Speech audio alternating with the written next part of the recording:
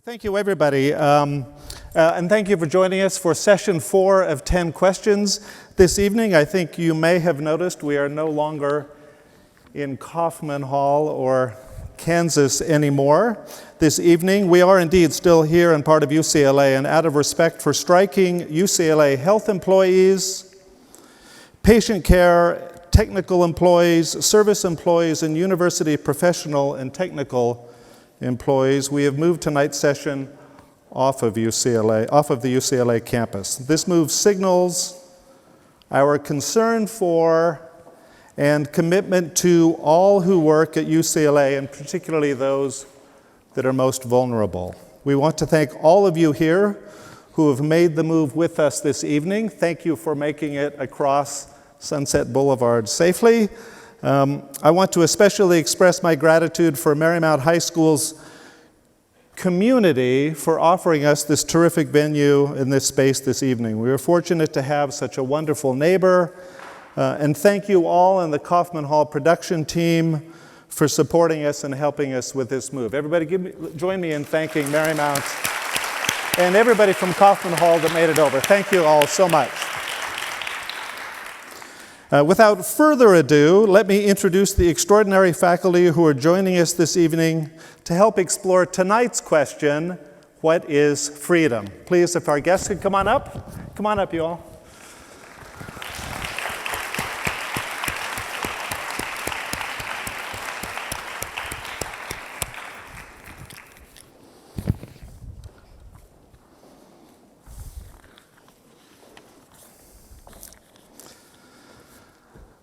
In any order you would like here.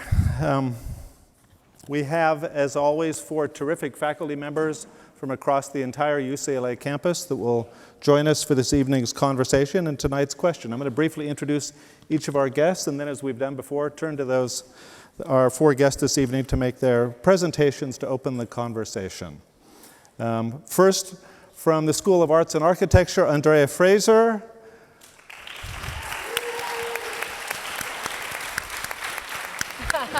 Is a professor and chair of the UCLA Department of Art. Her work is closely associated with institutional critique, feminist practice, group relations, project-based art, and context art. Andrea has worked in performance, video, installation, sound, text, and a variety of other media. Seana Shiffrin is professor of philosophy and Pete Cameron Professor of Law and Social Justice at UCLA, where she has taught since 1992. Her research addresses issues in moral, political, and legal philosophy, as well as matters of legal doctrine that concern equality, autonomy, and social conditions for their realization. Ananya Roy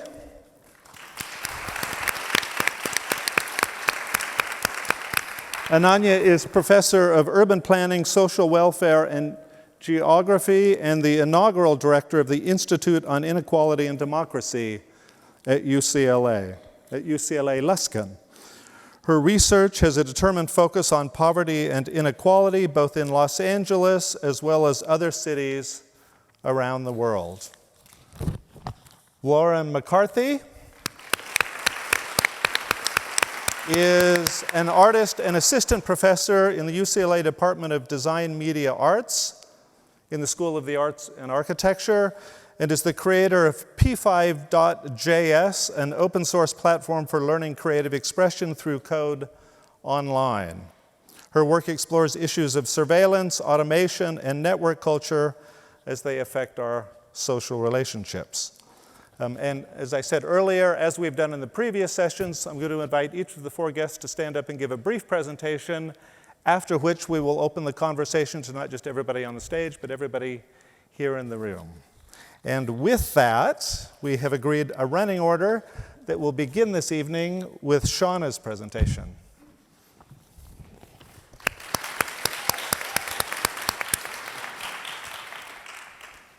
Well, I'm here as tonight's philosopher, but also tonight's lawyer. And philosophers are interested in lots of forms of freedom. Freedom in the sense of freedom of the will, freedom from unmet material needs, and wants freedom from unjust constraint, coercion, harassment, and other kinds of domination by people and organizations, and freedom in the sense of having a range of opportunities to develop, exercise, and display one's individual abilities, character, and moral judgment in conditions of mutual respect, among others, including the opportunities for fulfilling work and leisure, for equal political participation, and for supporting loving and chosen relationships. These are all vital forms of freedom, and indeed, the quest of some UC workers for these very forms of freedom is indirectly why we're here tonight at this location. But the direct reason we're here tonight is not their cause, but their protest through the exercise of freedom of speech, and that's my topic. I want to take my time to discuss the relationship between freedom of speech and freedom of thought, and how their legal and cultural protection underpins the freedom to live a life of meaning and authenticity. My claim is that freedom of speech is critical to freedom of thought. And in turn, both freedom of thought and freedom of speech are essential for meaningful thoughts, meaningful speech, conscientious and authentic self-representation, and ultimately meaningful relationships with others. I'm going to take as my starting point a landmark legal case involving the constitutional right not to speak, West Virginia Board of Education versus Barnett.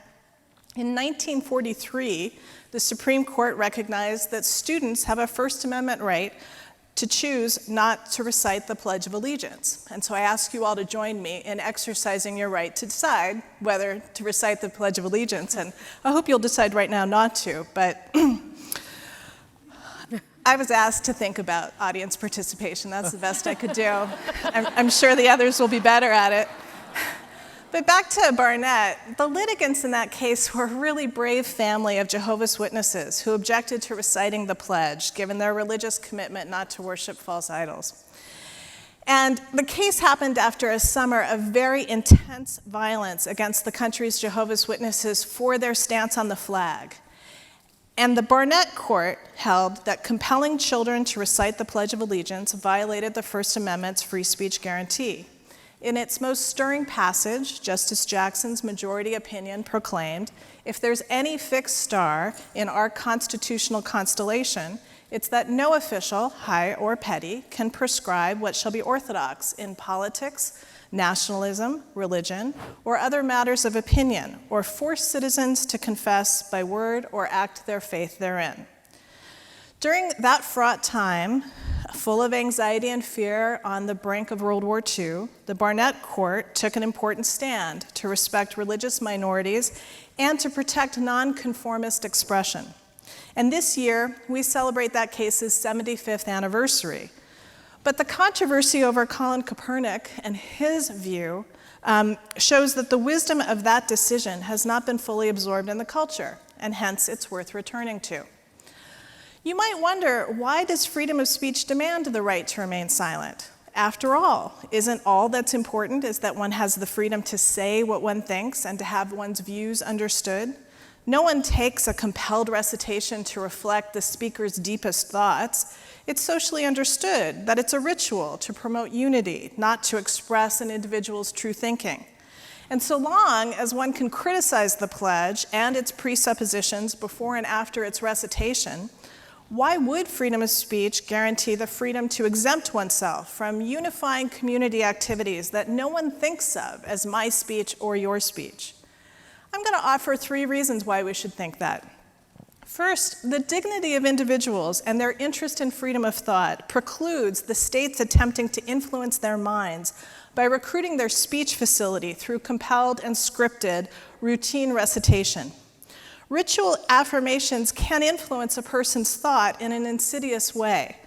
Rather than through direct persuasion, regular compelled speech can bypass a person's rational deliberation and recruit her instincts associated with virtues of sincerity and the phenomenon of familiarity to identify and then absorb as one's thought what one has said.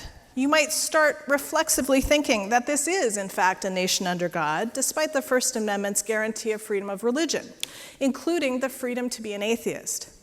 Given the natural feel of a phrase after frequent repetition of its rhythm, One might start to hear it in one's head, in one's own voice, and start to instinctively think, well, this is a land with liberty and justice for all, whether the evidence supports that aspiration or contradicts it. Second, by hijacking a person's speech against her will, the state involves a person in insincerity. This puts her speech in tension with her moral integrity and her independence. And that's an untenable dilemma for a person, and it's a self-destructive stance for a polity that depends on a responsible and free-minded citizenry. Now, of course, it's true that healthy social cooperation requires cooperating sometimes in ways we wouldn't choose. But what makes that compromise tolerable for all of us is that we still retain our distinct judgment, identity, and opinions, and we can question whether we together should continue that cooperation. But when the state demands that we affirm or attest to things that we worry are false, we've moved beyond that compromise in the face of difference to a state of domination, a disrespectful attempt at homogenization, and a denigration of the ongoing critical judgment that's necessary for progress and for democratic legitimacy. And neither the state nor the culture should ask us to face that untenable dilemma. And third, compelled recitations deprive recitations of much meaning. They become coerced and empty rituals, not true affirmations. But by contrast, the freedom not to speak not only serves the integrity of the thought of the person who chooses not to speak, it also renders the speech of those who continue to participate more meaningful.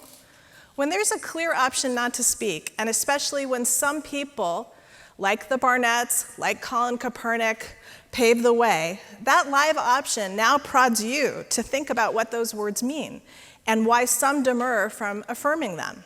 And that option creates pressure for your choice to say them to be deliberate rather than robotic, and thus to reflect a true endorsement of what you say. Thus, the silence of some has the power to transform the speech of others from a rote ritual into a more meaningful and thoughtful affirmation, thereby paying deeper tribute to the values one espouses. There's a parallel point that should be familiar in art, whether from the use of negative space in visual art, or as I've learned from my favorite pianist, Pierre-Laurent Aimard, the modernist use of acoustic silence to give greater resonance to the notes when they are later struck and the phrases that they form. And maybe the absence of my picture on screen makes my words a little more potent. This enablement of nuanced and meaningful communication is important for individuals to be able to represent themselves as distinct thinkers and to be known for who they are. It's vitally significant for achieving and maintaining self-respect and a sense of the respect of others. One way that the state enables such meaningful communication is when it refrains from demanding compelled affirmations, but also when it protects dissidents and encourages critical discourse, when it funds substantive education, as at the University of California, and also when it passes legislation like the California Gender Recognition Act of 2017, SB 179, which enables people without medical documentation to select male, female, or non-binary on their driver's licenses and IDs so that they can gain recognition officially of their own self-identification. And this act heightens my pride to be a Californian. So I was discussing how enabling the freedom to engage in conscientious, vocalized departures from standardized sentiments, routines, rituals, and classifications enable all of us together as individuals to engage in more meaningful speech. These opportunities for greater meaning, in turn, facilitate deeper human relationships that are more responsive to what we actually think, rather than what we're presumed to think or expected to think. But for that freedom to achieve its potential, all of us have to listen to each other. And that point returns me to why we are all north of Sunset tonight. The very idea that principled disruptions from standardized routines can provoke greater thoughtfulness and engagement with important values is literally why we're here in this gym. We're here and not in Kaufman because university healthcare workers, supported by their fellow custodians, are on strike. And a strike, after all, is a principled departure from a standardized routine that aims to communicate in a peaceful but forceful way that the workers feel they're not being listened to.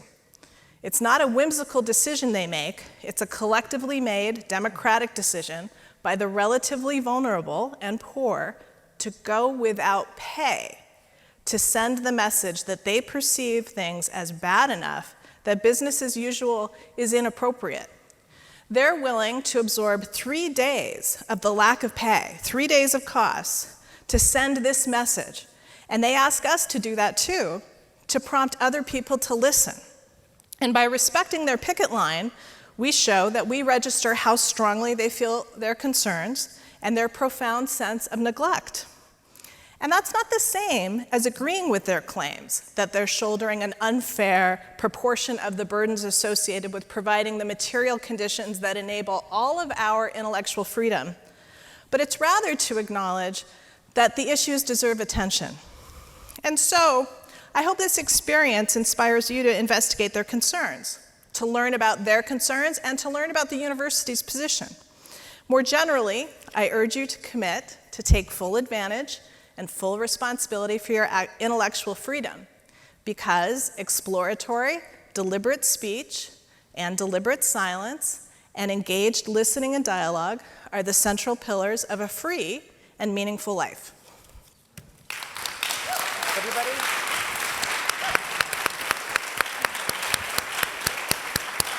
Everybody, Seana Shiffrin. Thank you so much, Seana. Our next presentation this evening will be by Lauren McCarthy.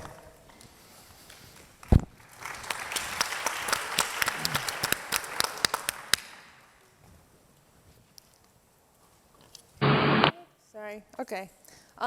So I am going to address freedom in the context of our ability to act with free will, without constraint, within the systems of control that we build around ourselves, the social ones as well as the technological ones.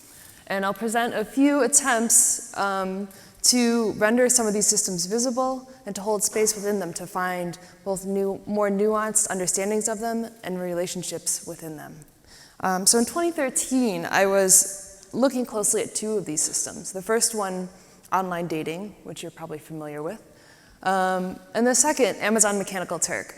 So if you haven't heard of Mechanical Turk before, it's a platform that is used to get large amounts of people to do small tasks for you for small amounts of money. So it's used a lot of times by researchers, and it's used, among others, and it's used for things that humans are pretty good at, but computers are not so good at. So looking at an image and tagging it or transcribing some audio. So I'll just play this first video.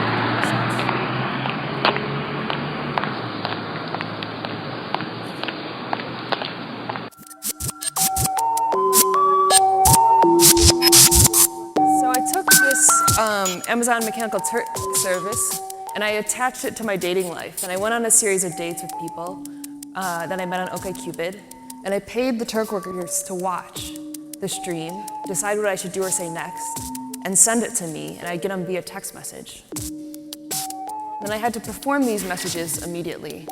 I kind of experimented with the interface to figure out the best way to get the feedback from these people. And these are some of the things they said.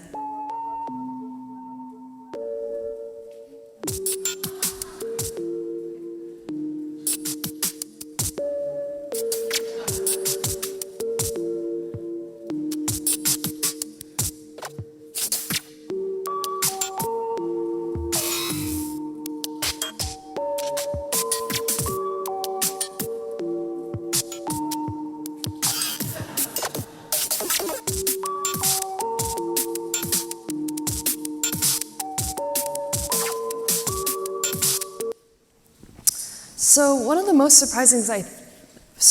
most surprising things I found when I did this was that once I kind of gave into this system of hyper-control, I actually found some freedom. I found this freedom from me, from the limits and the ideas I had about the sorts of things I did and the sorts of things I might say, because I had to go beyond them.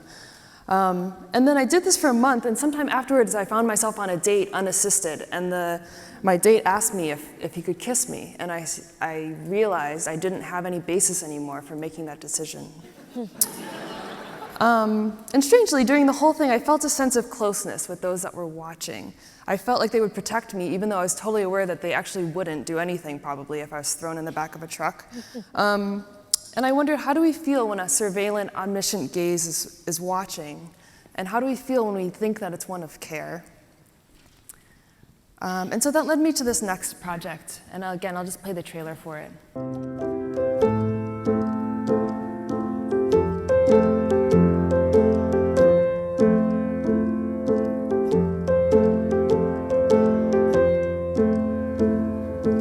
So I wake up, I get dressed, I go out, I do things. I read a magazine and I find out about people. Why do I know about their lives? Somebody should be knowing about mine. I want to share things with people, but I don't want to have to talk to people and tell them what I'm doing. I think it'd be great for them to see what I'm doing. It takes time to build relationships. It takes time to touch base with people. So I don't want another relationship. I just want to have a relationship with somebody that I never have to talk to, that can just follow me and see me. Having a relationship with... Hello? Having a relationship with myself. Okay. I guess that didn't work. I'll keep going. Anyway, you get the idea. So this was a trailer for a performance, and it was a trailer for the service called Follower. And to get Follower, you'd go to a website and you'd sign up, and you'd answer 2 questions. Why do you want to be followed, and why should someone follow me? And people would say things like, I believe my life has more of an online importance than it does in real life, and I would like some clarification that my life in the real world means more than online. Or I live a cloistered life in my apartment and office, and when I walk into the world, I feel completely covered in eyes as if everyone was looking at me. I know they aren't, but I want to know at least one is. And so if you're selected, you're sent a link and you download an app and it just is waiting for a follower. And then one day you wake up, you don't know when it'll happen, but you're notified your follower is now following you. And it starts broadcasting your GPS location to your follower. And the follower was me, so I was the blue dot running down the street after the red marker. And I would use this mix of GPS and just visual contact to try to keep close to them all day long. And at the end of the day, they would get one photo of themselves taken somewhere during the day, and the notification you're no longer being followed. So these were some of the photos. The titles are taken from those questions: why do you want to be followed? Or why should someone follow you?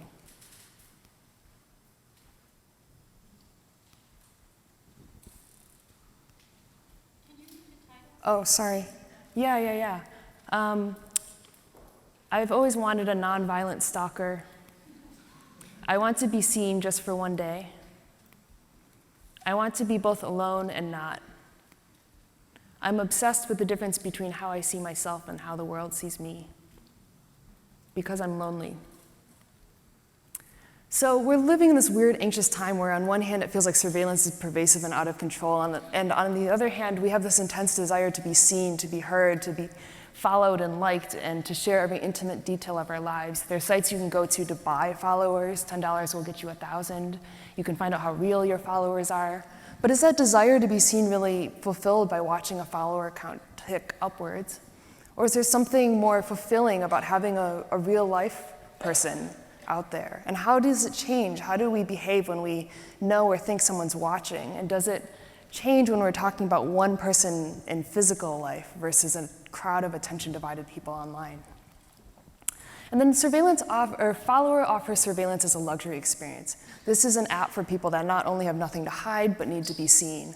And embedded in this offer is a question of who wouldn't want this app? Who doesn't have that privilege of hiding just because of who they are, or what they look like, or what they believe?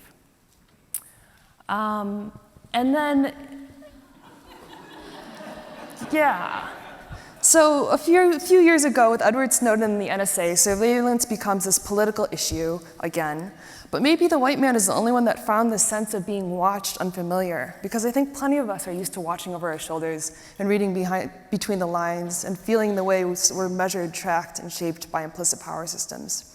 And he says, just some woman laughing, glossing over the implication, the opposite, a woman following, The opposite, a man following a woman, would be terrifying and happens. And I wondered, I don't think I've ever seen the words "just some man" in any headline ever.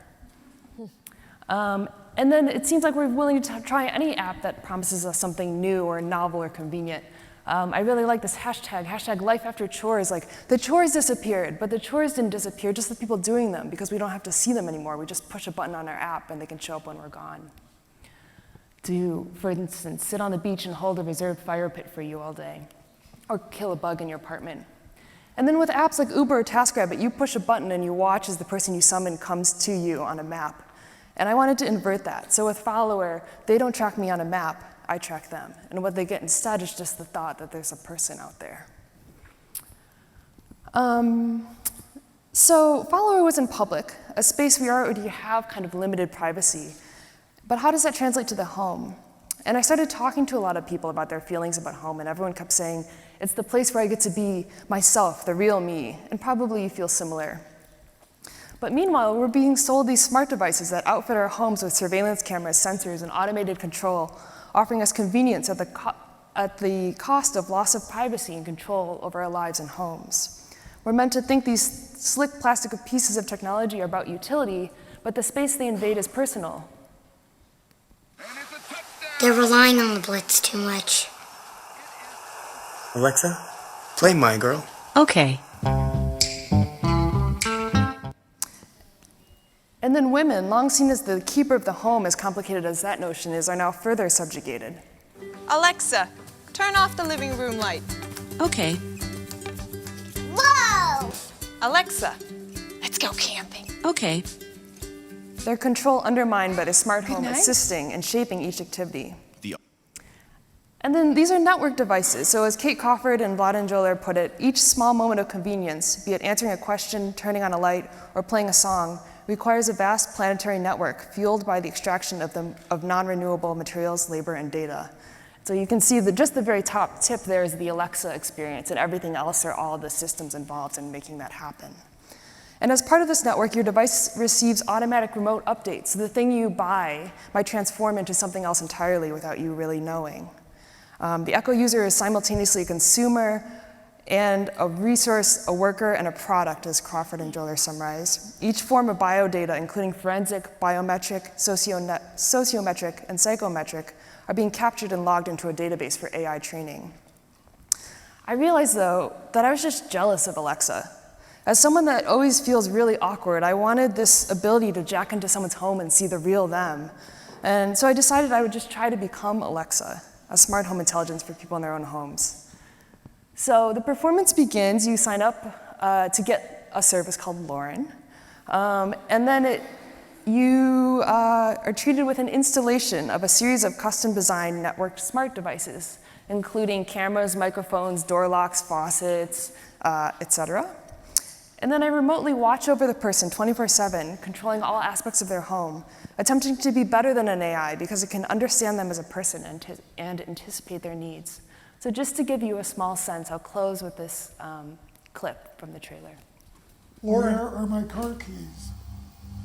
Lauren knows that I like it a little bit cooler than Miriam does. You know, I'm usually the one that does all these little extra things. So at first I was a little bit careful about asking her, and now it's like, how else can we live? Lauren has recommended that I get a haircut every 3 weeks, and let me tell you, it's helped with my self-esteem a lot.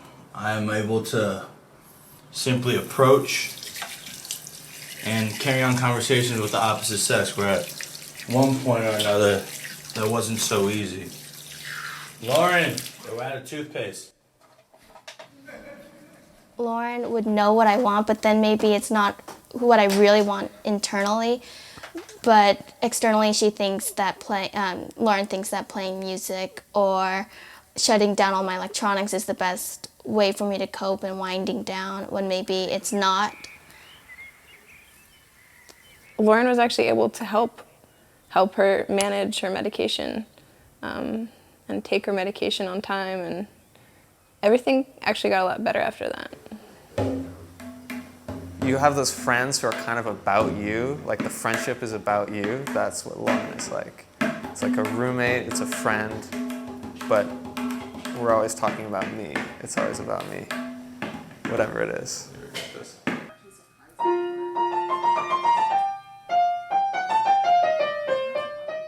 I'm not some automated system. I'm not pre-programmed. And like Alexa and Siri, they don't care about you. But with this, there's nothing artificial. These are people. And with each one, I'm watching and anticipating and trying to figure out what is it that they need. And it almost becomes sort of like a game. Like, sure, I can turn on the lights or run the faucet, but what is the thing that I could do that would bring a smile to their face or actually surprise them or just make them feel something? So, to conclude, I think we're sold these systems as if we have to just take them, as if we can't be anything more than a user. When you buy an Apple product, part of your warranty agreement is that you won't open it up. And so I think a first step towards finding freedom is realizing that we can actually push back on these. We can open them up, we can turn them around, and we can have some say on how we want to live in the world. Thanks. Everybody, Lauren McCarthy. Thank you, Lauren. And our next presentation will be Andrea Fraser. Do I have to stand up? You do not have to. Oh, I don't have to stand up. That's good. Hello. Oh, I'll sit on the edge of my seat. I often start my undergraduate studio classes by asking my students, who are usually all art majors, why they want to be art majors, if not artists. Almost invariably, every student in the class responds with some variation of, I want to be an artist because, as an artist, I can do what I want. I can do whatever I want to do. Sometimes students contrast their experience of making art to their experience working at various other jobs, where they were told what to do or what to make by bosses or customers, where they have to work at hours and tasks dictated by others. Sometimes they contrast their experience of their studio art classes to other classes, where their instructors dictate their coursework, often down to the content and process of learning, to be tested in exams and term papers, or acquired through the training of their bodies and minds in the acquisition of specific disciplinary competencies. In art, they experience little or none of this beyond the most introductory classes, where they might be required to practice some basic skills in mixing paint or lighting and printing photographs or using a video camera or a table saw. But after the second or third week of their lower division courses, the emphasis shifts from acquiring specified skills to developing their own individual ways of applying and even defying those skills, according to their own interests, intuition, or inspiration. And my students often identify this emphasis on individual creative development and a sense of being able to do what they want with freedom. So what is this freedom so widely associated with visual art? Can we understand it as a specifically artistic freedom, as distinct from, for example, constitutionally guaranteed freedoms of speech? What these students experience and have come to expect as artistic freedom was not always a characteristic of art in the predominantly European traditions in which they train. Social historians of art, such as Margot and Rudolf Wittgauer, have described the emancipation of painters and sculptors beginning in Renaissance Italy from powerful guilds and demanding patrons. Most producers of painting, sculpture, and other forms of visual and material representation toiled in large workshops where their labor was dictated by their masters, that is, master artisans, a few of whose names have been recorded now and remembered as artists. But these masters themselves worked under the tight control of guilds that enforced artistic as well as moral and economic standards, and their creations were largely dictated by ecclesiastic and aristocratic patrons who specified the form as well as content of their work, often down to the color schemes. Most painters and sculptors were subject to the same rules and systems of compensation applied to trades and crafts. By the 1600s, a few artists successfully argued that their work should be valued according to its ingenuity and not the time it took to make or the cost of the precious minerals mixed into the mediums, and claimed a tangible value for their individual creative contribution to, and not just execution of, the form and content of their work. Other social historians have argued that it was only with the emergence of the bourgeois art market, starting in Holland in the 1600s and spreading to France and England the following century, that liberated artists from the dictates of patrons and guilds. The emergence of an art market in which cultural goods circulated as commodities, finding buyers where they could, rather than being produced on commission, effectively separated the process of production from the process of consumption and the direct demands of consumers. Larry Shiner argues that the Western category of art, encompassing painting, sculpture, music, poetry, and drama, much less free artists as masters of their own labor, didn't really emerge until the 1700s, through a process identified by the Wittgauers as elevation from the rank of mere craftsmen to the level of inspired artists. The previously shared attributes of art and artisan were split, largely along lines of hierarchical divisions of manual and intellectual labor. Artisans were pulled down in the direction of manual laborers as subjects to rules of production for use in the mere copying of nature or design, while artists were elevated to the quasi-divine heights of creative genius, in possession of innate, God-given gifts of talent to be realized in the free play of inspiration, not the mere skill acquired in earthly training. The historian and cultural theorist Raymond Williams describes the emergence of the romantic vision of the artists in the second half of the 18th century as a further differentiation of artists and writers, not only from craftsmen, but from the emerging classes of industrial commodity producers and workers for the new urban markets, as both a defense against downclassing and a protest against the rationalization and mechanization of labor in the new industrial regimes. Artists who had won a certain independence from religious and aristocratic patrons now began to assert their independence from the demands and tastes of consumers of industrially produced and mass-marketed goods. The sociologist Pierre Bourdieu describes this process of artistic, quote, emancipation somewhat differently, in terms of the emergence of relatively autonomous fields of artistic production, that is, fields capable of, quote, imposing its own norms on both the production and consumption of its products, and of fending off other externally imposed norms and criteria of value, including moral, political, and economic criteria. Like many other cultural fields, including professional, scientific, and academic fields, this autonomization involved the development of dedicated institutions of production and reception, of training and consecration that could claim the right to self-regulation based on their own internal integrity, codes of ethics, and importance for civil society.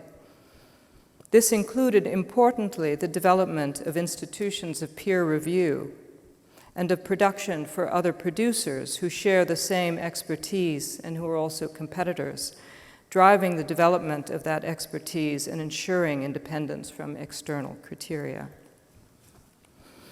But the autonomization of art was somewhat unique in the ways it manifested in the autonomy of artistic production itself, above all with the institution of the pure intention of artists who asserted themselves as the supreme masters of their products.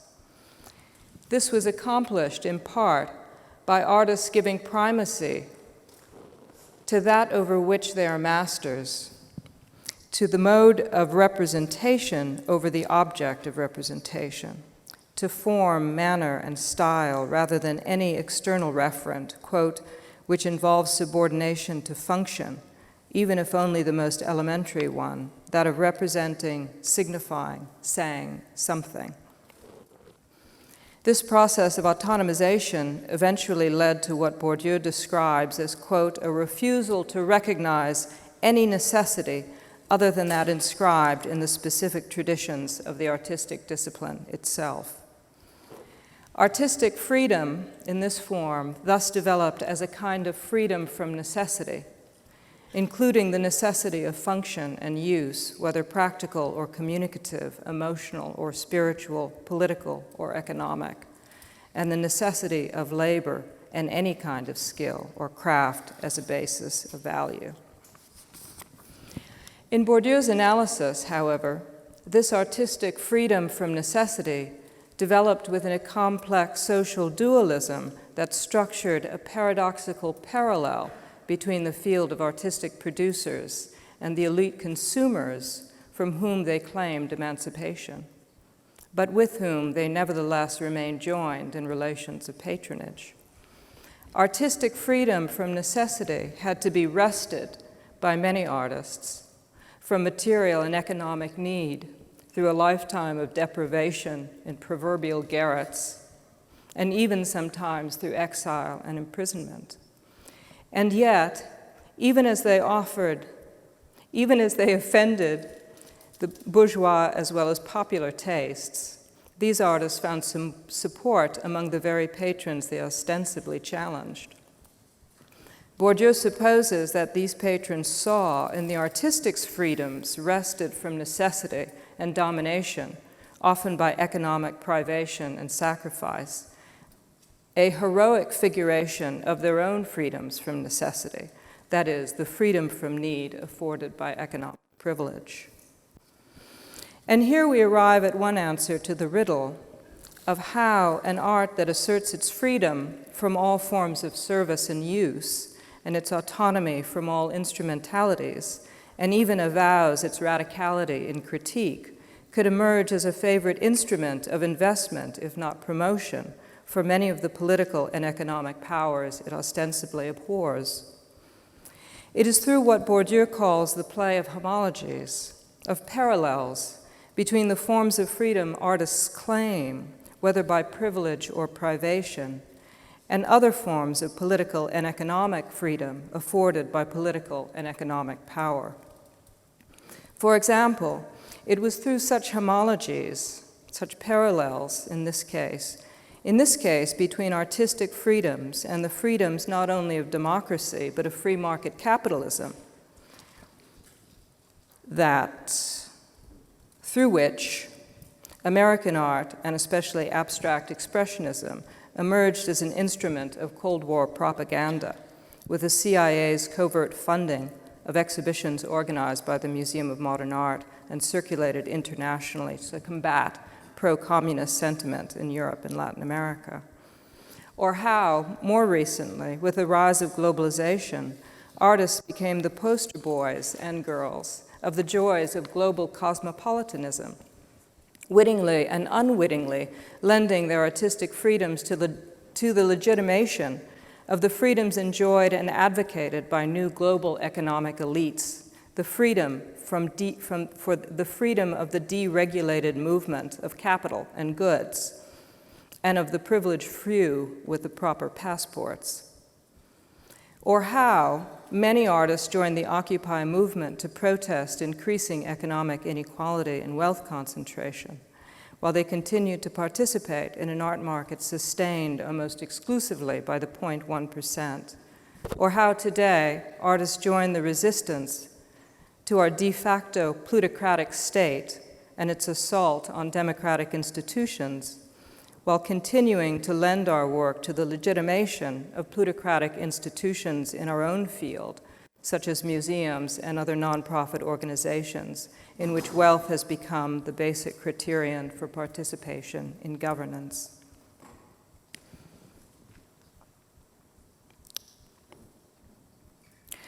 Only a couple of decades after Bourdieu developed his analysis of autonomous cultural fields, he began sounding the alarm to mobilize artists and intellectuals to defend what he saw as growing threats to artistic and intellectual autonomy: the weakening of peer review structures, the intrusion of partisan and governmental interests in funding decisions, and above all, the rise of economic criteria in higher education, scientific research, publishing, and the arts.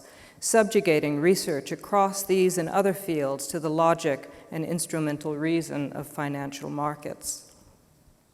These threats have only intensified in the past few decades.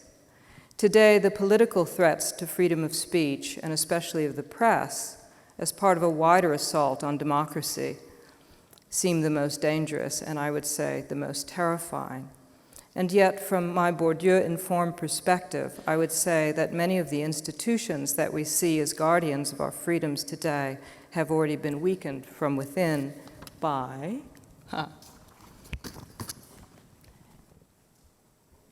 That will have to wait for the discussion. Thank you. Andrea Fraser, everybody.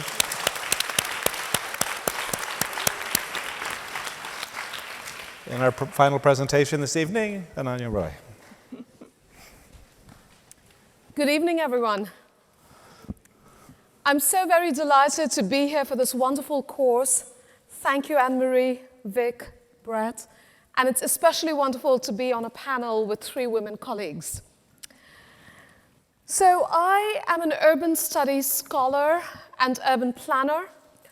I study the organization of power, resources, and opportunity in relation to the organization of urban space.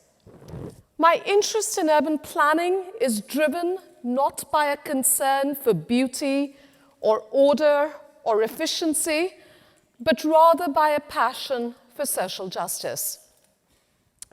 I view cities as the terrain of the incomplete project of freedom, as places where the unfinished freedom struggles of our times are urgently evident. And so my brief remarks this evening are titled, Freedom is a Place. A few years ago, in Johannesburg, I visited Kliptown, the site of South Africa's famed Freedom Charter. This charter, conceived in 1955 at the Congress of the People, stated, and I quote, that South Africa belongs to all who live in it, black and white, and that no government can justly claim authority unless it is based on the will of the people. The Freedom Charter was an expression of fierce opposition to the apartheid regime that had been established in South Africa and that was to last until the 1990s. The Charter envisioned a horizon of freedom amidst racial separation and violent oppression. There is now a monument in Kliptown commemorating the Freedom Charter, complete with a swanky hotel with a bar, which serves cocktails named after the main signatories of the Freedom Charter. That, of course, is how freedom is bought and sold under capitalism. But what mattered most to me was this, that less than half a mile from the Freedom Charter monument were the shacks of the urban majority. Kliptown is a district in Soweto, the most famous of the black townships created by the apartheid regime to quarantine and manage black and colored labor. Today, decades after the end of apartheid, the shacks remain. We were given a tour by Robert, who diligently keeps a notebook of all visitors and generously tells the story of each humiliation, each deprivation, each eviction. I, like some of you in this room, came of political age during the anti-apartheid movement. That struggle defined my generation and its ideas of freedom. This is from the Mandela House in Soweto. When apartheid ended, it seemed that the dream of freedom movements, from anti-colonialism to civil rights, had been fulfilled. But the shacks of Kliptown tell us otherwise. Invisible in the shadow of freedom monuments, they remind us that there is urgent work to be done in all our cities. The shacks of Kliptown are an example of what Ruth Wilson Gilmore, a geographer and key proponent of abolitionist thought and practice, has called forgotten places. The title of my brief remarks this evening, Freedom is a Place, is also borrowed from Ruthie Gilmore. Forgotten places, she notes, have been shaped through organized abandonment. They have been redlined, marginalized, contained, erased through state policies. In other words, abandonment is actively produced. Much of my scholarship has been about such forms of state violence. For example, I study how cities around the world, Mumbai, Rio de Janeiro, Jakarta, Shanghai, Dubai, aspire to be world-class, glittering assemblages of global capital and extravagant consumption. But the urban majority of these world-class cities are slum dwellers, shack dwellers, migrant workers, day laborers. The paradox of the world-class city is that it expels from its very premises those who build and service it, those who raise its children, cook its meals, clean its villas and penthouses. So you see here satellite images of Pushta, a community on the banks of the river Yamuna in the city of Delhi, the capital of India, a community of 150,000 residents that was in existence for about 30 years, cleared in the blink of an eye for the Commonwealth Games which Delhi hosted in 2010. I can give you countless examples of such evictions, of such erasure. This is necropolitics, the politics of death, of the annihilation of space, of the refusal to let live, the refusal to let exist. And yet, as Ruthie Gilmore reminds us, it is in the forgotten places that we can find what she calls the seeds of grassroots planning. The demands of such grassroots planning are not just about the right to be in the city, the right to shelter, the right to water. They are, above all, about freedom. I was reminded of this when I arrived in Los Angeles 3 years ago from Berkeley and had the task of establishing the Institute on Inequality and Democracy here at UCLA Luskin. The Institute has benefited from many teachers, but two were crucial. Robin D.G. Kelly's path-breaking book, Freedom Dreams, situated our efforts to advance housing justice, decarceration, debt disobedience, educational reparations in the Black radical tradition and its commitments to abolition democracy. And our second teacher, the Los Angeles Community Action Network, LA CAN, which has fought for poor and homeless Angelenos for several decades now, from its location in the heart of Skid Row. LA CAN urged us as well to think about freedom. For those of you on Twitter, their hashtag is quite straightforward. Let's get free. Such freedom dreams are global in scope.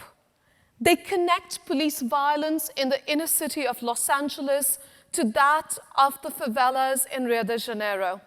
They conceptualize, as did the Black Panthers in Oakland, or Fanon in the context of the Algerian independence movement, a revolutionary humanism that sees ghetto and colony as part of a world system of colonialism and imperialism, and that insists on crafting liberation through such global interconnections.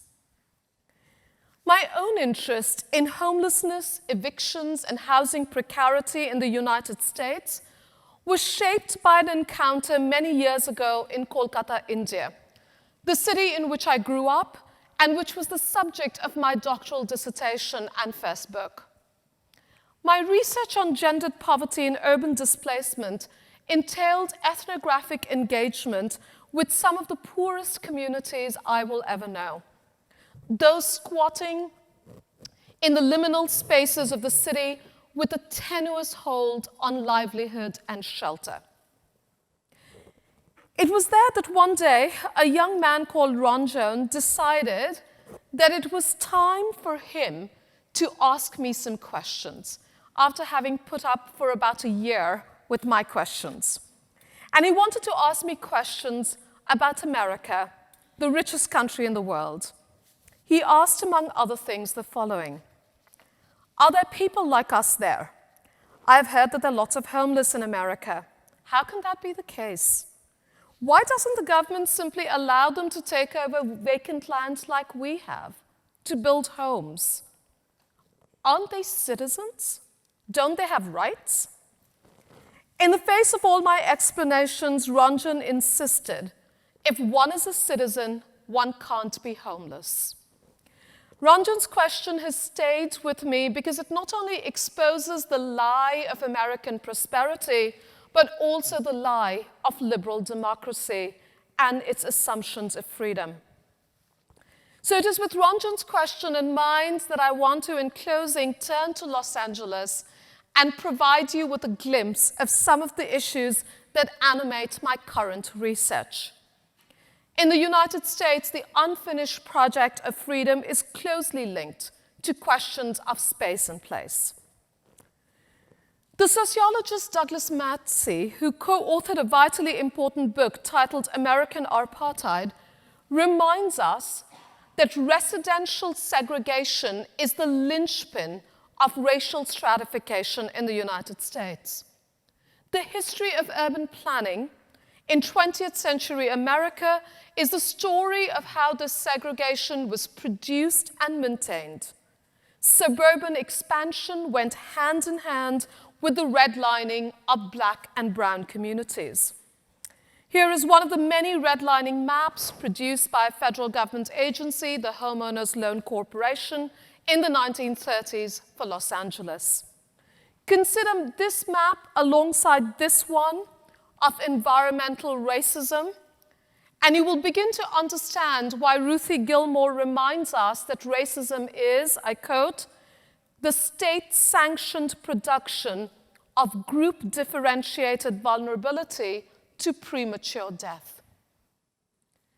Today, the places once inhabited by redlined communities are the frontiers of gentrification. South Los Angeles, Boyle Heights. Working-class communities of color are being pushed to the far edges of urban life, to the Inland Empire, to Antelope Valley. They are being pushed there not only by high rents, but also through a whole set of municipal ordinances that criminalize poverty, and in particular criminalize low-income renter households. So did you know that in the city of Los Angeles, it is now illegal to live in your car? Did you know that if you are a tenant in a building governed by a nuisance abatement ordinance, you might be evicted if you have called 911 more than once during the year? This is not market-driven displacement. I call it racial banishment, and it is part of the long history of the forced removal of people of color from settler colonial occupation and slavery to urban renewal to today's militarized borders.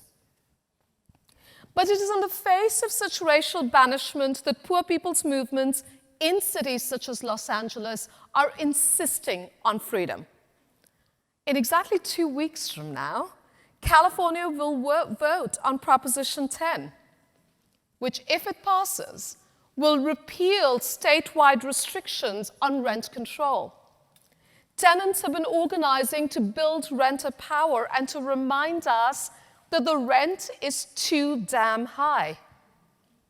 Communities from Los Angeles, from South LA to Santa Ana are creating community land trusts and reactivating lost histories of collectivism. In Boyle Heights, social movements are fighting gentrification and displacement, including the influx of hipster coffee shops and art galleries. In the words of L.A. Can, let's get free.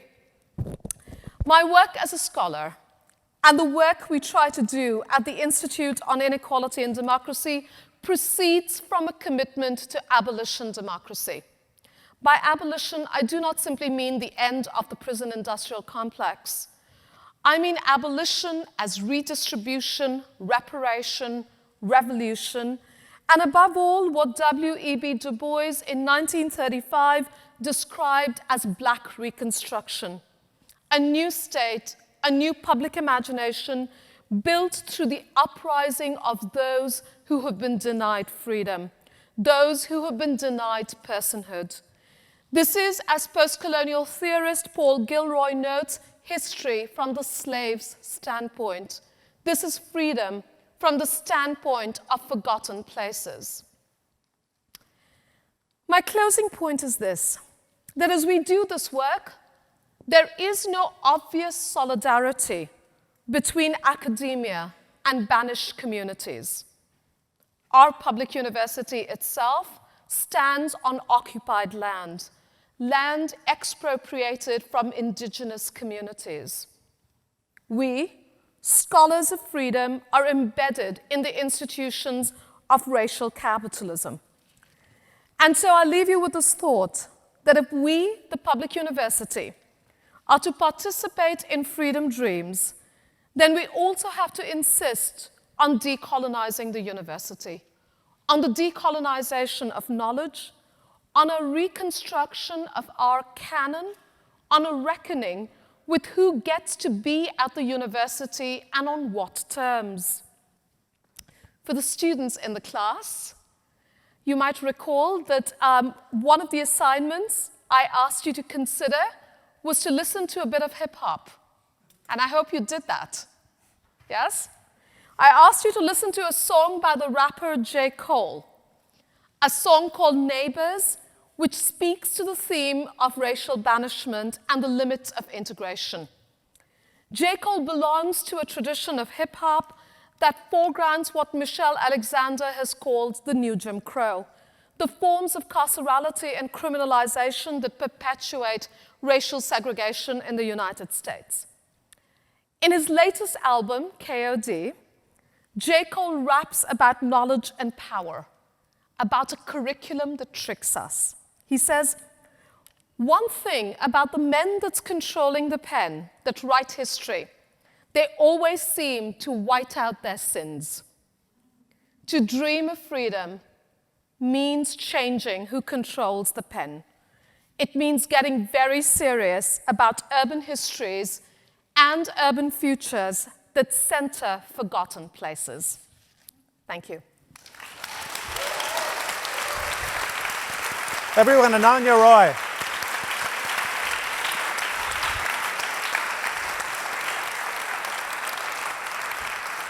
Thank you. Thank you, everyone. And for our guests, four fantastic presentations. I'd like to mix it up for just a minute. After four terrific presentations, to take a deep breath, let's take 2 minutes. Each of us in the room are sitting next to someone else. And if you could, lean over to someone sitting next to you and ask them a question. Take a deep breath. If you'd like, stand up for a minute and shake it out. We're going to bring some microphones around and open up the conversation to everybody in the room. But more than anything, and for students especially, to begin to animate the conversation around some of the terrific ideas that were just presented here on the stage. Let's take 2 minutes, everybody. If you'd like, get up and shake around for a minute, and then we'll carry on. Thanks, everybody. I think we can bring the microphones back online. And what I'd like to ask after those terrific presentations, I'm going to turn to our guests this evening to see if there's something that's come up between your presentations that give you a thought or the basis for a question to one another. Seana, you were leaning in like you might have. All right. Well, I have a specific set of questions for Lauren. So, you know, I was thinking one way to interpret your work is that it, for me, it kind of shows some of the difference between creativity and freedom, because it's such a remarkably creative set of interventions and ideas. But I was wondering, from your perspective, while you were following people or while you were assisting them in Get Lauren, did you feel free? And how did you help your subjects retain or regain their independence after this kind of hierarchical relationship with you?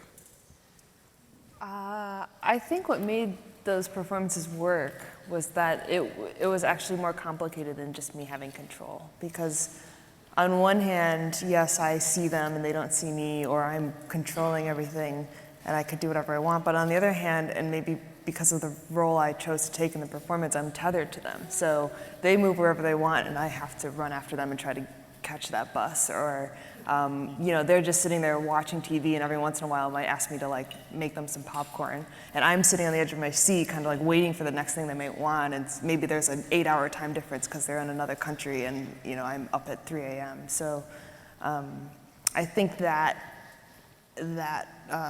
relationship of us both having some amount of control and some amount of lack of it bound us together and made it more complicated than just one person watching another. And I think maybe that's trying to get at some of these systems of control and surveillance that we're within, so maybe Google's watching or the government or whoever, but even those networks are so complicated that it's not so simple, right?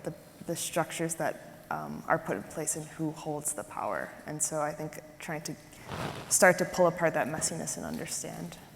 But would you end up agreeing with me or resisting that your work kind of shows that innovation and freedom are not identical? It's highly innovative relationship, not free on either end, and that you can be on the bottom of a power relationship or on the top of a power relationship, and neither can be free.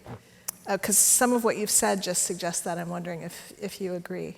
Yeah, I would agree. And I think the other part too, that there's, even if you're on the bottom, there's place to find creativity. And that may or may not satisfy a desire for freedom, but I think it's some sense of agency. That's more than nothing. Well, if I could maybe jump in there, because I would say that you are sort of enacting your artistic freedom in that work, as well as creativity, in the way that you framed it initially, which is freedom within constraints that you yourself construct, although they're not entirely constructed by you, but they're chosen constraints. So within that work, even if you take up a position that is constrained or not necessarily in control or entirely free, it's your own construction within your own sort of system, your own artistic system, which you yourself are constructing within your, freedom as an artist. So that's how I would understand the. And I think there's another part which there's another part of the explanation around these projects, which is especially when you're using some of these technologies, like the creative act itself might have some freedom to it, but I'm, for example, putting an app in the App Store, and just to get the app in there was this whole process of negotiation. And then by doing so, maybe I've outsmarted Apple and I've got my slightly subversive app into their store, but I'm holding up and continuing the system, right, where they get to say which software is accessible to users, which is appropriate and which is not. One of the points that comes up in Seana's presentation that's echoed in a couple of the others is the idea that freedom is a concept that evolves. It isn't just a thing or a fixed moment. It's, in the legal sense, it's a set of principles that evolve and change in time. In a disciplinary sense, the arts as we know them go through changes agreed on by larger audiences or members of the community. And I'm just wondering how that kind of a notion might relate to where and how those communities sit within cities physically, including the idea of the arts themselves as evolving communities in different parts of the city and the relative degrees to which freedom are or aren't available to those members. But that partly, so for me, underlying that is sort of something that is perhaps more foundational, and that goes back to the closing points of Seana's presentation and the closing point of Andrea's presentation. So, Seana, you left us with what I thought was a very beautiful and optimistic call to think about deliberative speech and the ways in which we might be able to listen, even to that which is not spoken. And particularly in the context, for example, of the strike. And Andrea ended with the current historical conjuncture in which we find ourselves, and with the particular regime in place and the various assaults on the most basic of democratic freedoms. And I'm wondering then what it means to think about, and this is a rather obvious and perhaps cliched question, about what it then means for us to think about freedom of speech and who is entitled to the freedom of speech, but also what that means then if we are to listen carefully and to speak with and even listen to silence. So it's one thing, I'm going to say this very bluntly and crudely, it's one thing when it's striking workers with whom we feel solidarity and whom we see as making possible, as you note, our intellectual work, and it's another when it's right-wing nationalists. Right? Or is it not? Well, I think it's really important to listen and not to think that listening is a sign of agreement, but that we can't make progress together until we understand each other. And that does involve trying to figure out why people think what they do. And so I do think it includes listening to right-wing nationalists and also responding to them directly and candidly. But yeah, I am gonna take that view. No, and I ask this because it relates to the question that Brett asked me. Because in sort of the communities that I was talking about, so if we talk about banishment, communities that have faced organized abandonment, they would argue that certain forms of speech and action have sought to erase them, as we are seeing with the erasure of transgender identity and people, personhood. Right? So this is the dispossession not only of land in cities, but this is the dispossession of personhood. It's a sort of violence, it's an erasure of the very grounds of existence. So I'm trying to figure out what listening in those contexts mean, given this sort of profound inequality, which to me is at the very core of liberal democracy. So how then do we listen, or particularly if the means of communication, which in this case we might call the media, in the United States, are also thoroughly eroded. How then, what are the spheres within which we listen? What are the means through which we might be able to listen? Well, I agree with you that the corporate control of the media, as well as the normalization of positions that are associated with the erasure of communities, is appalling. And an aspect of changing that is to engage in a variety of forms of antitrust of the media, to look at greater sources. I encourage everyone to read different newspapers than the ones they normally read, not just because there are lots of stories that are not being told, but because you need to understand what other people are thinking and reading and consuming, and then asking people, what stories do you think aren't being told? Why aren't they being told? Why don't you know the answer to that question? Why didn't you know before you came tonight that it's become illegal to live in your car? How is that not something that was on the front page of the LA Times? And I think everyone demanding to know these things and engaging in legal reform is part of the way I would try to approach that.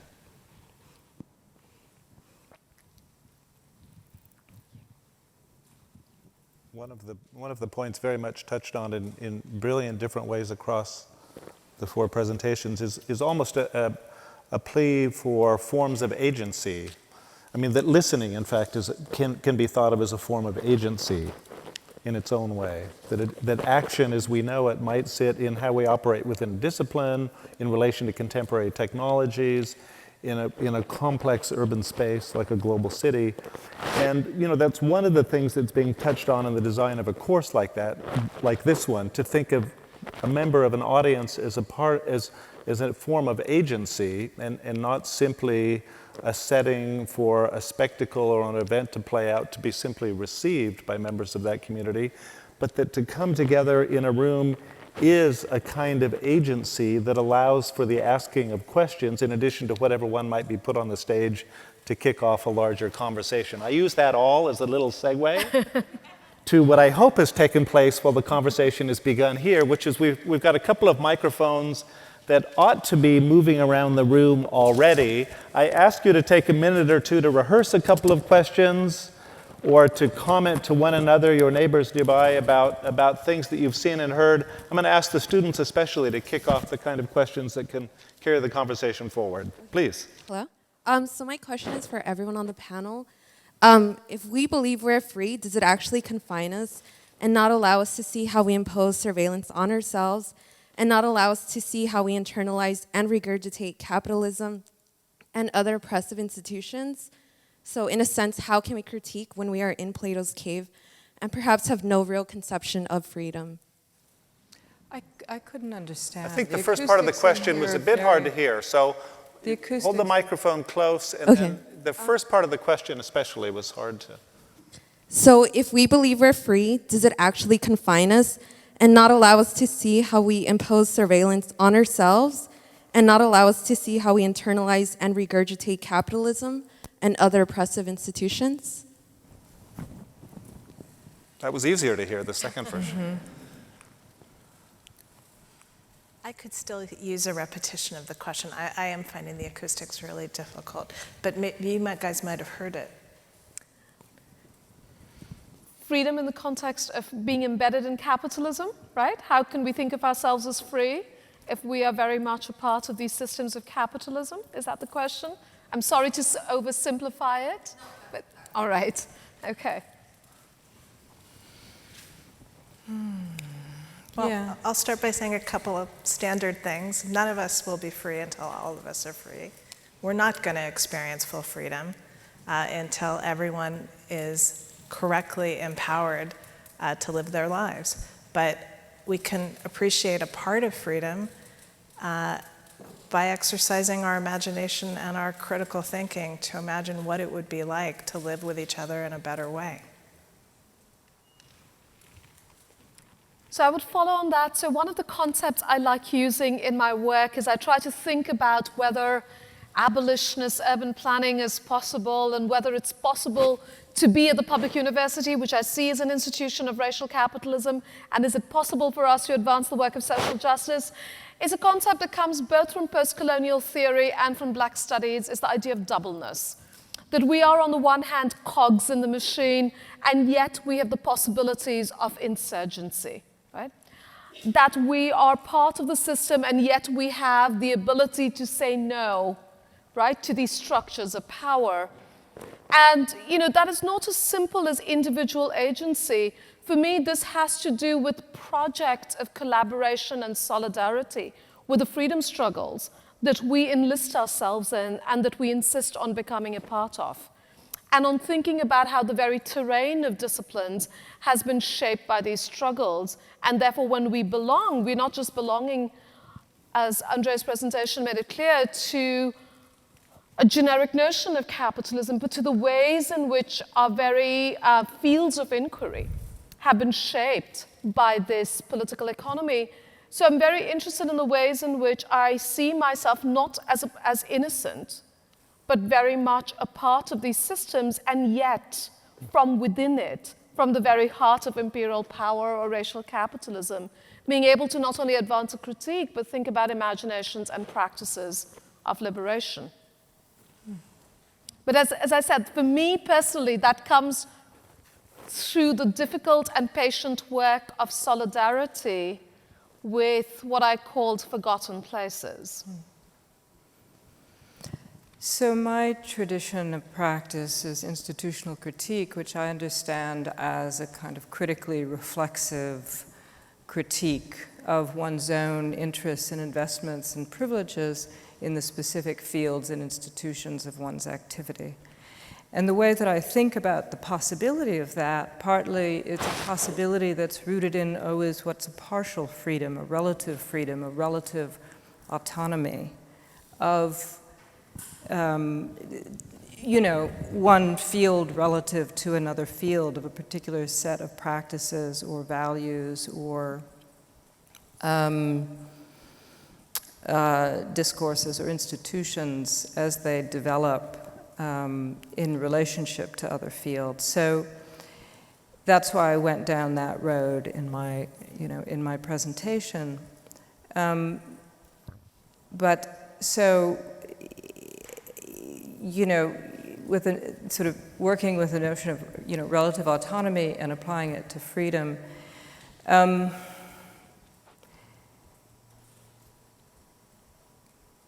within the framework of capitalism,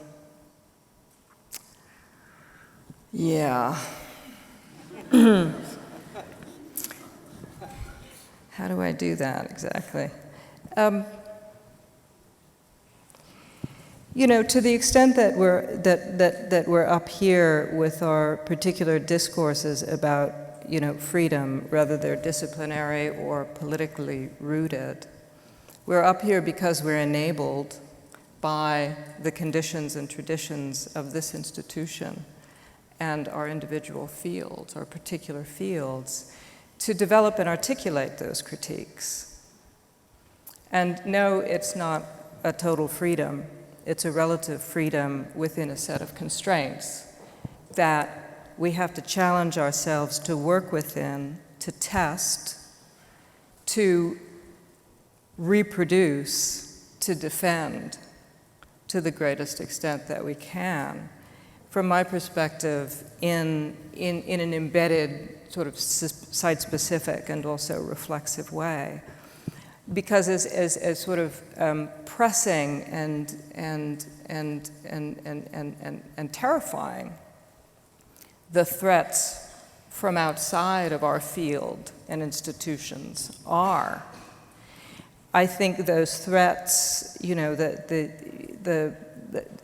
the threats from within our institutions that weaken our institutions and make them vulnerable to attacks from white supremacists, that make them vulnerable to corruption by plutocrats, are in fact the threats that we have the power to engage most directly and most effectively. Yeah, I think if we're talking about freedom in the sense of free will, even if you take off capitalism or you take off a particular government or political structure, just the expectations that we have of each other socially limit us, right? I'm not like rolling on the ground right now. I'm sitting in a chair just like everyone else. So I think maybe it's more helpful to think about agency, or as Andrea said, like what can we change? And so maybe, yes, you're not free of the system of capitalism. You're not free of the inequalities that we have all around us. But if you can start to see them, then you can also start to see like what can you change? What can you do? So what actions is there some freedom to maneuver? Terrific. I saw you right here. Yep. Yeah. Thank you. I just want to say I love public education. Thank you, ladies, for fortifying it in California. So I'm a two-time Bruin, went to LAUSD, and I'm a teacher in LAUSD now. So our teachers are heading into a strike with more and more momentum each week. Mm-hmm. And we're taking issue with the encroachment of big business and K through 12 public education, specifically. So, right, it seems incompatible. You have big business where the primary principle is greed over everything else, and public education where it's human development before anything else. So, let me ask you, given this encroachment of big business and K through 12 public education, what are the links between public education and freedom in a democracy. And I also want to say, Professor Roy, as I was listening to you, I couldn't help but reminisce on Professor Jacqueline Levitt, rest in peace. She had a tremendous impact on me, and you too, Professor Shiffrin. Do you guys understand my question, or should I? I got your question. paraphrase? You got it. I think they got it. Thank you. I'll go first again. Yes. You asked about what we think about the relationship between public education and democratic freedom. I won't speak for everyone else, but I'll say that I think it is one of the most important foundational aspects of a democracy, that we fund all of our citizens as children and all residents as children to be together and to learn together. And the reason why that's vitally important is because we're then going to try to cooperate together and govern together. The whole point of a democracy is that you live with one another and cooperate with one another. And the ideal of public education is to introduce all different kinds of people to each other and to give them new experiences that are different than the experiences that they get in their own home. That is, to ask children to learn how to cooperate with one another just based on the fact that they're residents. And so I think that that you can't really have a vital democracy unless you have a vital public education system that everyone is asked to be a part of. But it will only work, and this relates to Ananya's work, if we don't allow residential segregation to introduce the separation that public education is supposed to solve. And I grew up in Los Angeles, and I was part of the desegregation movement, and it is one of the best things that ever happened to me. Getting on a bus and meeting people from different neighborhoods and different walks of life was the most important part of my education as a person. And I think one of the worst things that we did was to eliminate desegregation in education and to fail to solve residential segregation.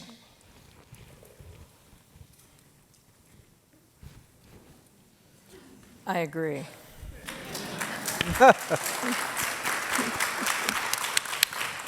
So I wanted to build on that, because defending and fighting for, quite literally, the public university has been, for me, one of the most important things I do in my career. So I was on the faculty at Berkeley when the massive tuition hikes happened, and we were quite literally on strike at the barricades in solidarity with students and workers as they occupied buildings on campus.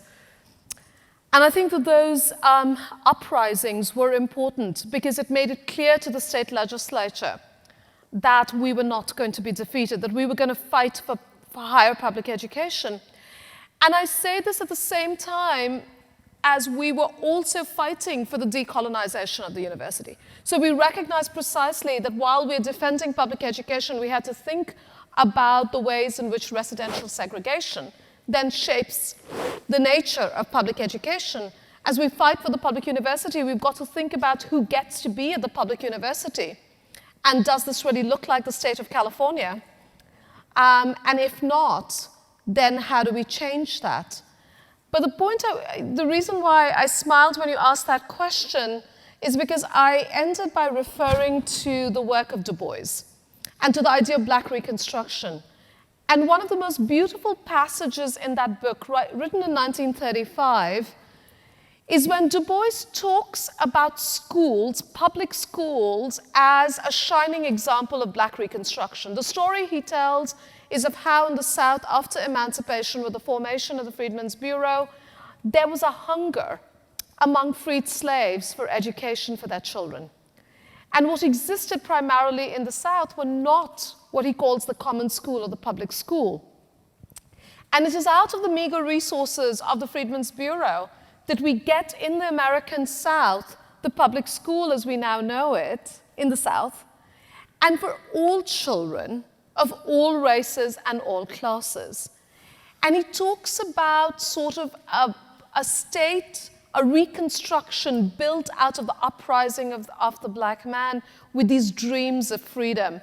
And for him then, the formation of the public school in a part of the country where it didn't have precedent was one of the most important parts of Reconstruction and democracy. I have a question over here, right here. So I think that one thing that connects all of the four speakers is that a desire for freedom or a desire to step outside of these social, economic, and political systems that restrict that freedom.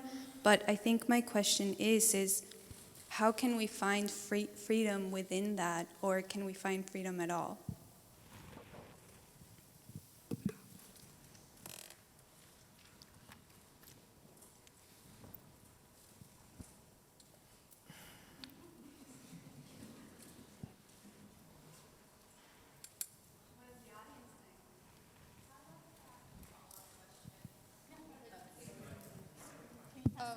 Hi, I'd like to ask a follow-up question to that, because it seems like all of these things, in talking about freedom, we have to talk about bravery and like the opposite side of that, like fear. So how do you face up to fear when you're like handling these situations, when you're putting yourself on like the brink of what's your security to face up against some of these issues? That's such a great question, and I think it sort of begins to, gives us a different angle on the questions we're hearing. So Seana raised Colin Kaepernick. For a while, my pinned tweet was about what it might mean for social justice-oriented urban planners to take a knee. What would be the sacrifices that we are willing to undertake, right? Because his act of defiance, his insistence on making visible Black Death has come at a price. And one can say, of course, now it's all been made right by Nike, and let's not talk about Nike and racial capitalism, right? But that aside, it's quite clear, right, that Kaepernick will not play football again in the NFL. And what it's made evident is, of course, the plantation economy that the NFL is. So he's taken a knee, and there's been a sacrifice.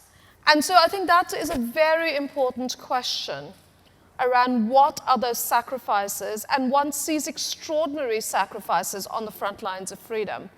I'm very interested often in what tenured faculty, who I think are some of the most protected livelihoods and bodies in the country at the moment, what is the knee that are we willing to take a knee, and for what purpose?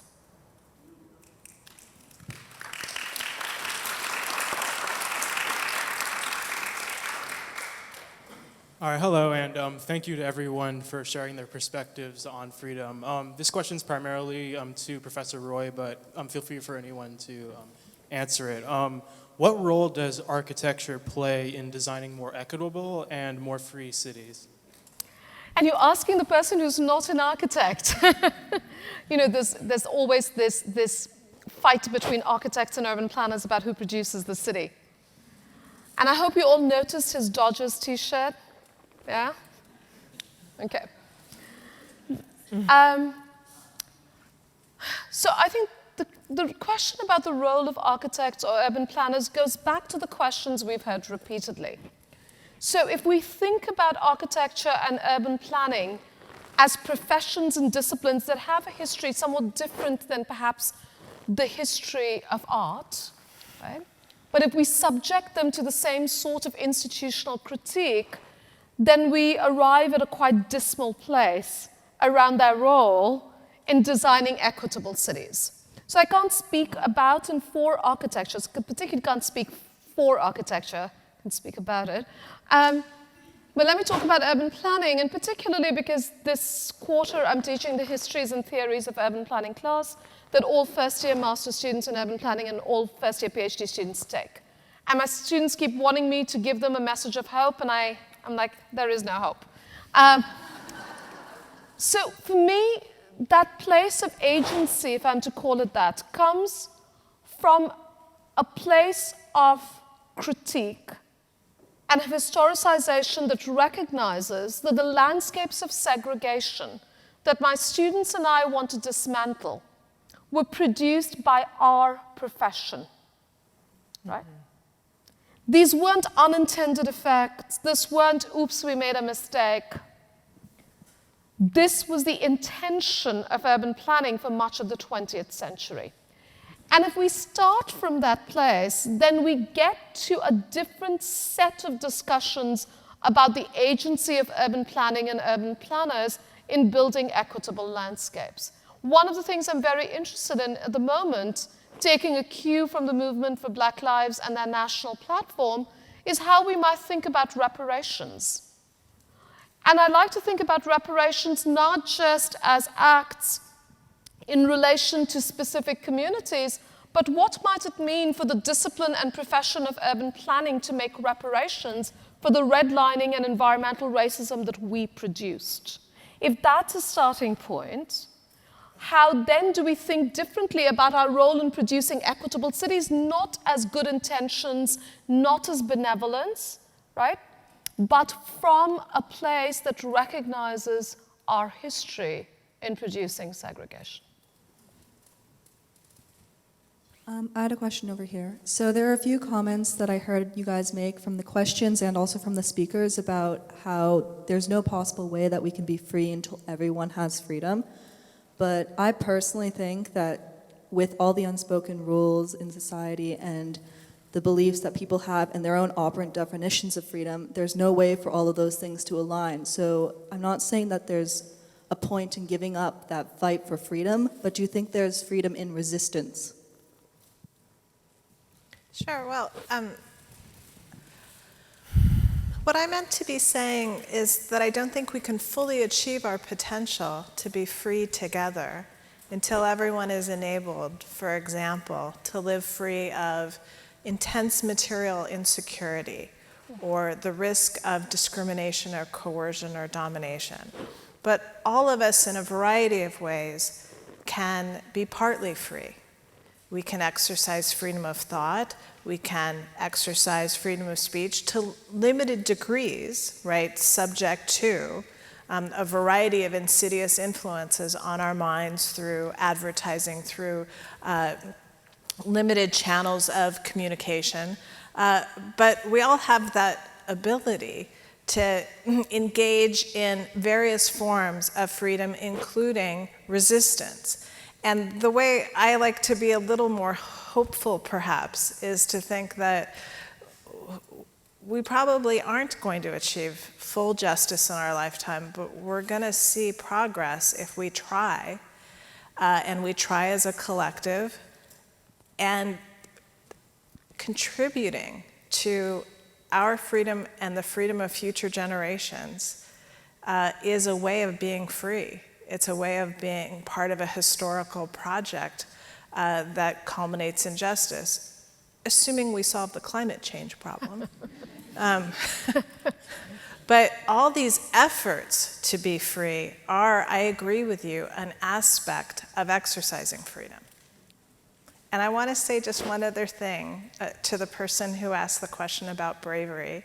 I want to say that all of you who have spoken have been very brave. I know that it's very hard as a student to talk. I'm a shy person. It's hard for me to be here. But although you might start thinking about the large sacrifices you might make, I want to encourage you to use the freedom that you have. You all have the freedom to participate in classes, to talk to friends, to talk to colleagues, to talk to faculty members, and all of those conversations where you ask what's on your mind rather than what you think you should say are always, you can start to kind of push the envelope and ask yourself, what am I really going to be free to be able to do? And you'll practice being a citizen and participating in this collective project of aspiring to liberation. Terrific. Terrific.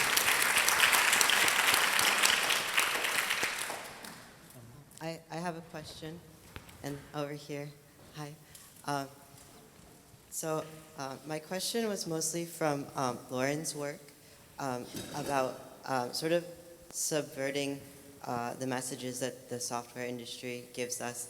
And I was just wondering if any of you guys really had an opinion about the contrast between the message that the tech industry gives us, which is that we're giving you this new gadget, it's going to free you, and the actual effects that the industry has on the communities it's embedded in, which tends to be this very extreme social stratification between the engineers who work there and the people who live in the communities that are now being displaced.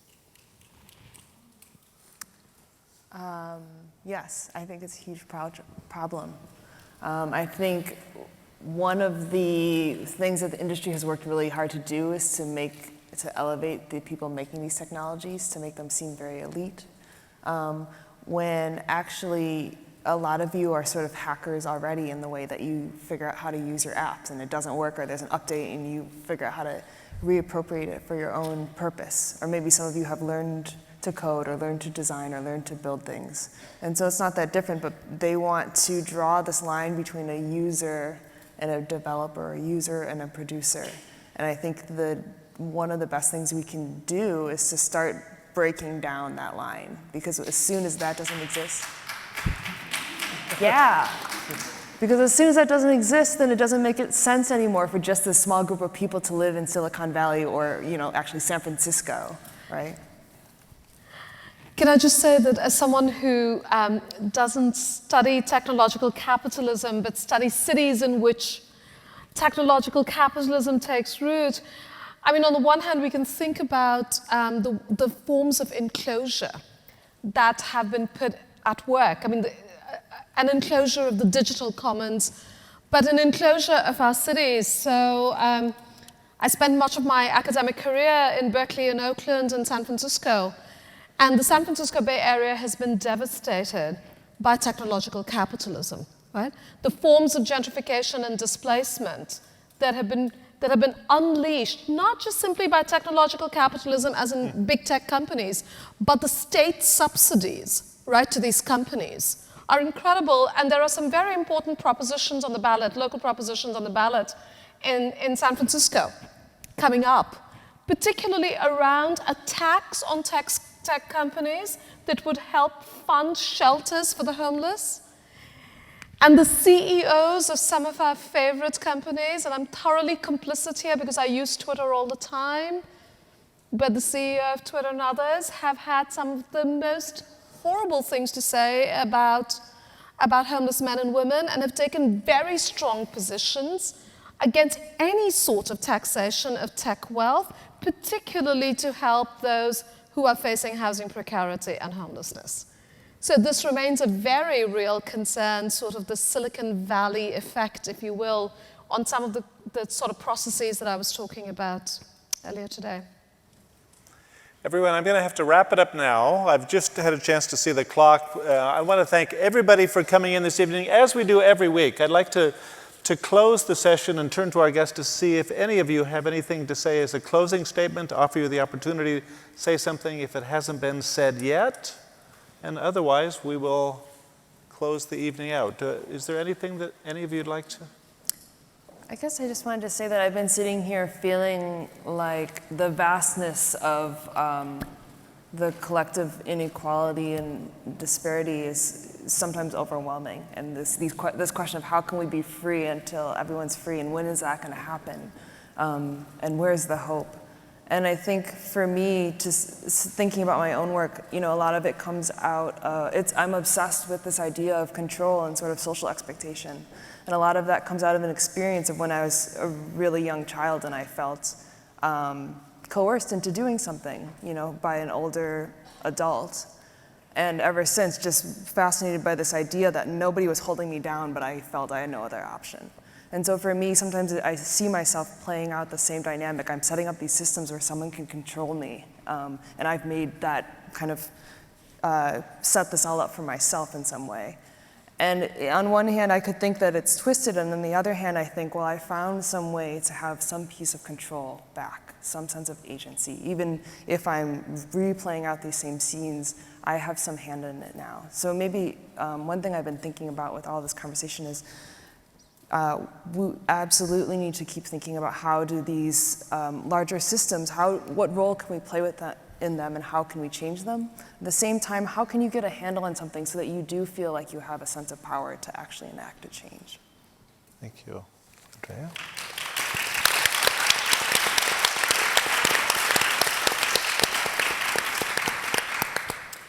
Well, there were question after question of how can we be free, how can we find freedom? And I was coming to this from a kind of critical perspective on freedom, that is, of forms of freedom and discourses of freedom that are also highly ideological and partial and have existed over centuries as forms of privilege. So the important point of we can't be free until everyone's free.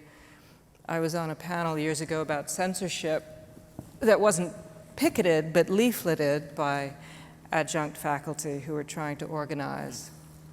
And I began that statement by quoting Eugene Debs, the American socialist, who said famously, God, what did he say? Damn, now I can't remember. Oh, come on. Oh, don't do this to me.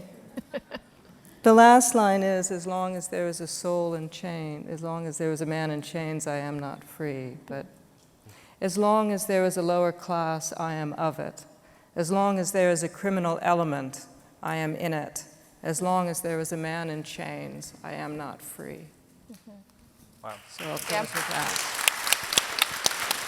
Seana or Ananya? I just want to say the following. These are such important topics, and I've been kind of urging that we think about more conversation. The question that the student asked reminded me of the fact that technology has empowered conversations between us internationally and nationally and immediately in ways that were inconceivable 40 or 50 years ago. But it has also created intense social expectations of certain kinds of immediate exchange. And there's an argument to be made that the quality of our discourse has really deteriorated. We write fewer letters, we write quicker emails, we write 160 character communications. And there's another side to the technological capitalism, which is that all of these changes were made in a non-democratic way and mostly by companies for their own profit. And it's worth thinking a little bit about democracy and bringing democracy to corporations as a way to think about improving the discourse between us. But more practically, because some of you want a practical thing, let me just say this. It feels weird that we've been having this conversation about conversations. But very few of us in the room have talked. If anyone wants to talk to me about this stuff, you're welcome to come to my office hours. They're on the web. I'd love to meet you and talk to you and hear what you thought. Terrific, thank you.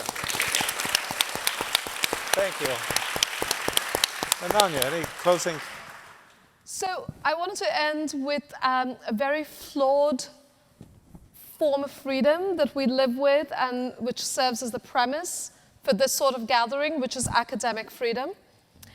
And with sort of the ascendance of Mr. 45, I refuse to call him president, I think it's become ever more apparent to me that academic freedom is important, precious. It's always been thoroughly limited, and as I said, deeply flawed. And yet, in many ways, the power that we hold is that of academic freedom, not just those of us who are tenured faculty, but in belonging to this incredibly powerful knowledge-producing institution, we are a part of academic freedom. And I would ask us to think about how we use that freedom to make possible wider projects of freedom.